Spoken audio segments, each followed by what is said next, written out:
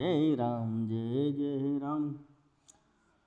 नारद जी बोले, हे ब्राह्मण, आपने पितरों यज्ञ में शरीर का त्याग कर दक्ष कन्या सती देवी जगदम्बा किस प्रकार हिमालय की पुत्री बनी और किस प्रकार अत्यंत उग्र तप किया करके उन्होंने शिव जी को पति रूप में प्राप्त किया, मैं यह आपसे पूछ रहा हूँ, आप विशेष रूप से बताइए।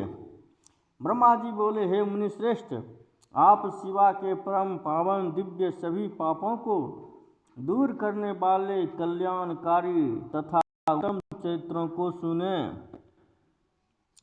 दक्ष कन्या सती देवी जब प्रसन्नचित्त होकर के शिव जी के साथ हिमालय पर्वत पर लीलापूर्वक क्रीड़ा करती थी, उस समय मातृ प्रेम से भरी हुई हिमालय की प्रिया मैना संपूर्ण सिद्धियों से युक्त यह मेरी पुत्री है ऐसा समझकर उनकी सेवा में संलग्न रहती थी।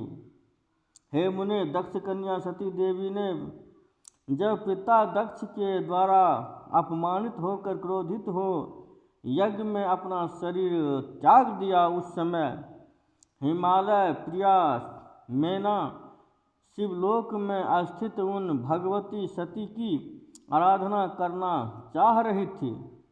उन्हीं के गर्भ से मैं पुत्री के रूप में उत्पन्न हूँ ऐसा हृदय में विचार करके शरीर का त्याग करने वाली सती ने हिमालय की पुत्री होने के लिए मन में निश्चय किया। देह त्याग के अनंतर समय आने पर सभी देवताओं के द्वारा स्तुति वे भगवती सती प्रसन्नतापूर्वक मैना का पुत्री रूप में उत्पन्न हुए। उन देवी का नाम पार्वती हुआ। उन्होंने नारद के उपदेश से अत्यंत कठोर तपस्या पुनः शिवजी को पति रूप में प्राप्त किया। नारद बोले, हे ब्राह्मण, हे विधे, हे महाप्रज्ञ, हे वक्ताओं में श्रेष्ठ, आप मुझसे मेनका की उत्पत्ति, उनके विवाह तथा चरित्र का वर्णन कीजिए। जिन्हें भगवती सती पुत्री के रूप में जन्म लिया वे मेनका देवी धन्य हैं, इसलिए वे पतिव्रता मैना सभी लोकों की कन्या और धन्य हैं। ब्रह्मा जी बोले, हे नारद, हे मुने, आप पार्वती की माता के जन्म, विवाह एवं अन्य भक्ति पूर्वक पावन चरित्र को सुनिए। हे मुनि श्रेष्ठ, उत्तर दिशा में पर्वतों का राजा हिमालय नामक महान पर्वत है, जो महातेजस्वी और समृद्धिशाली हैं। जंगम तथा अस्थावर भेद से उनके दो रूप प्रसिद्ध हैं।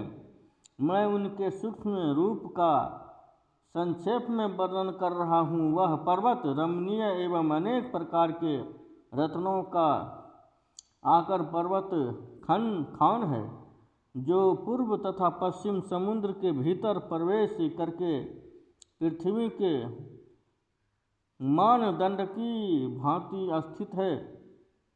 वह नाना प्रकार के वृक्षों से व्याप्त हैं, अनेक शिखरों के कारण विचित्र शोभा से संपन्न है और सुखी सिंह, व्याघ्र आदि पशुओं से सदा सेवित रहता है। वह हिम का भंडार है, अत्यंत उग्र है। उनके अनेक आश्चर्यजनक दृश्यों के कारण विचित्र हैं। देवता, ऋषि, सिद्ध और मुनि उस पर रहते हैं तथा वह भगवान शिव को बहुत प्रिय है। वह तप करने का स्थान है, अत्यंत पावन है, महात्माओं को भी पवित्र करने वाला है, तपस्या में अत्यंत शीघ्र सिद्धि प्रदान करता है, अनेक प्रकार की धातुओं